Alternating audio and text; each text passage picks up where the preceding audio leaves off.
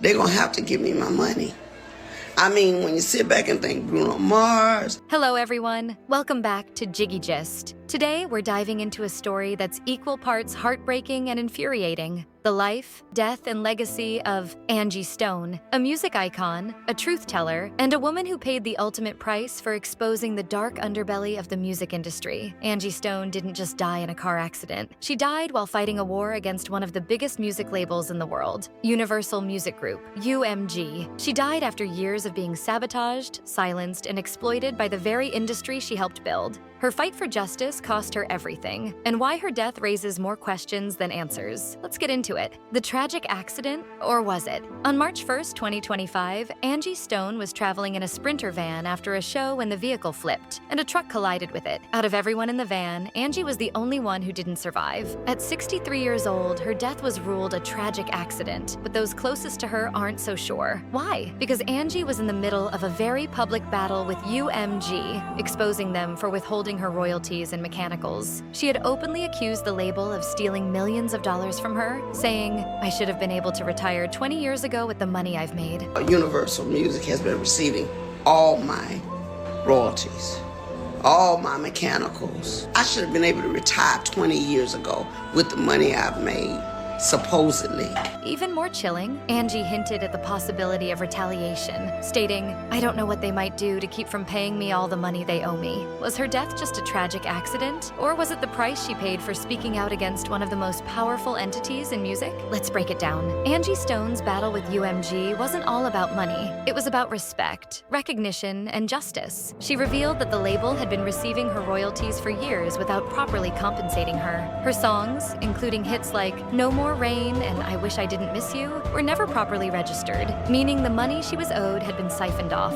Angie was preparing to sue UMG, and her case was gaining traction. She had the receipts, the data, and the courage to take on a giant. But as her fight intensified, so did the whispers of industry retaliation. Her death has left many wondering, was Angie Stone silenced for exposing the truth? Angie's battles didn't stop at UMG. She faced systemic sabotage throughout her career, particularly in her relationships with other artists. 1. D'Angelo, The Betrayal. Angie was instrumental in D'Angelo's success, helping him craft iconic albums like Brown Sugar and Voodoo. But as she began receiving credit for her contributions, D'Angelo's team allegedly worked to discredit her. Angie revealed that they spread false narratives, blaming her for his struggles with substance abuse. She said, "They were single-handedly put in charge of sending out letters to make people think I was the cause of his downfall." 2. Mary J. Blige, The Stolen Songs. Angie also accused Mary J. Blige of taking 2 of her songs, Every Day and Die, without permission. Mary renamed Die to Paradise and released it, leaving Angie feeling disrespected. Angie said, "You don't have to take from me. You're a megastar. You have everything and everyone in your corner." 3. Jill Scott, The Copycat. Angie's influence extended to Jill Scott, but not in a positive way. Angie revealed that Jill's team copied her style, even hiring Angie's hair and makeup team to replicate her look. At one award show, both artists walked out in the same tie-dye dress, leaving Angie shocked. Clive Davis and the weight of discrimination.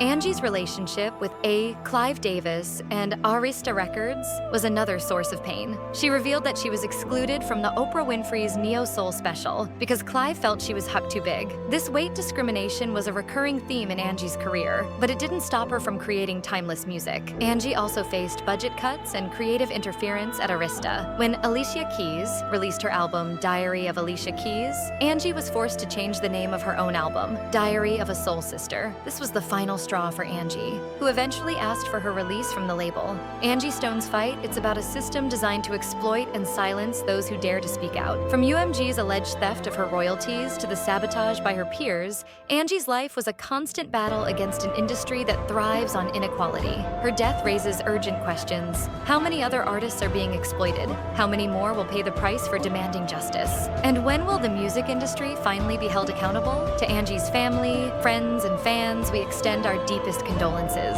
If you found this video insightful, please like, comment, and share it to keep Angie's legacy alive. Don't forget to subscribe to Jiggy Gist for more stories that matter. Thank you for watching, and I'll see you in the next one.